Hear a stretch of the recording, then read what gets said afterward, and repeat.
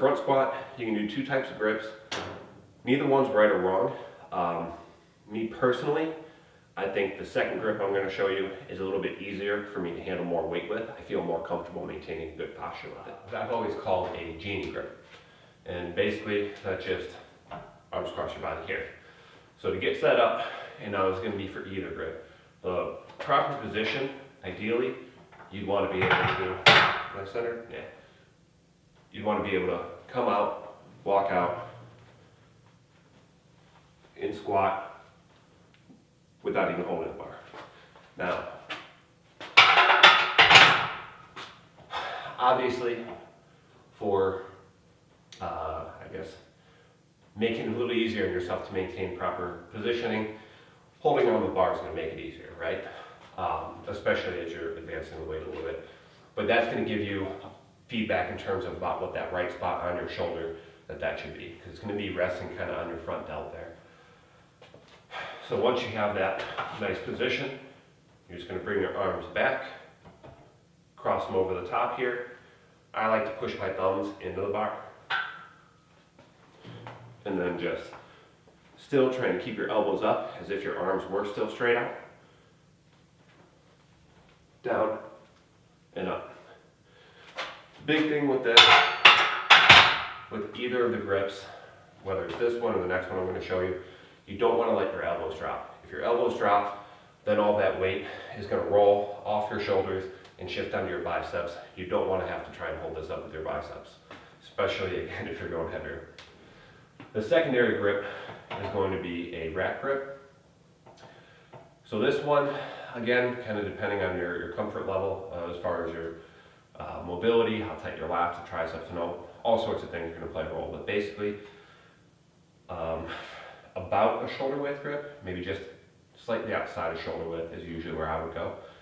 You want to be able to get at least 2 fingers on the bar. If you can't get at least 2 fingers on the bar, I would suggest just working on the mobility a little bit, and you can do things, honestly, just unracking and just focusing on driving your elbows up and improving, just that alone is going to help improve that mobility a little bit.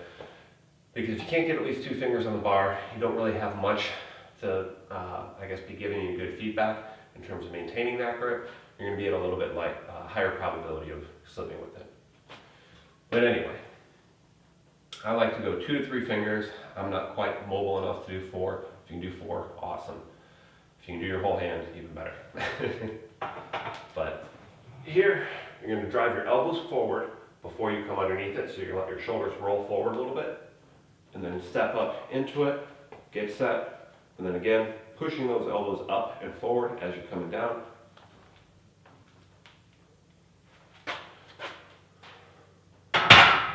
And that's it.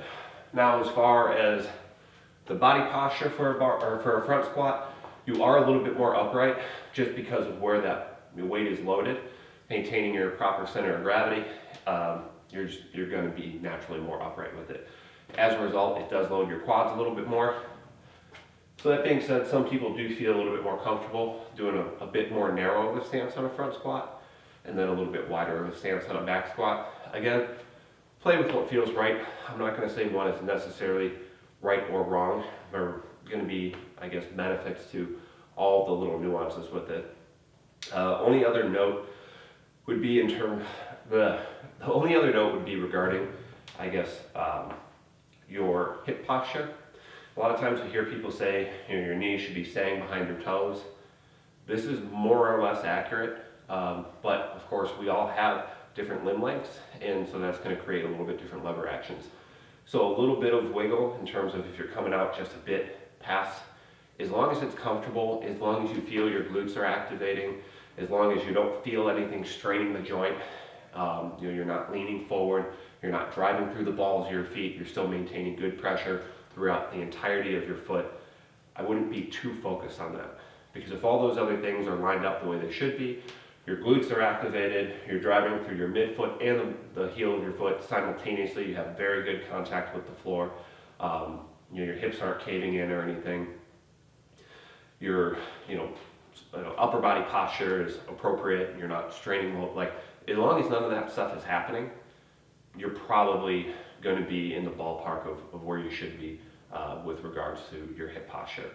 Now, if you feel like you're getting a lot of load on your quads, especially with the back squat, and you're not really getting any load in your glutes, it probably means you're leaning too far forward, or maybe you need to adjust your stance a little bit. There's a lot of different things with that. And usually it has more to do with tightness than anything else. So I do generally recommend doing, if you do feel that way, doing a little bit of active stretching before you start your working sets with a barbell squat. Now, if you feel phenomenal through the range of motion, everything's activating the way you think it should be, I wouldn't worry too much about it. So very simple. I'm going to try and keep these a little bit more simple overall, and then I guess people can give feedback if they want me to be more in depth, but I tend to be long-winded, so I'm doing my best to make these easy.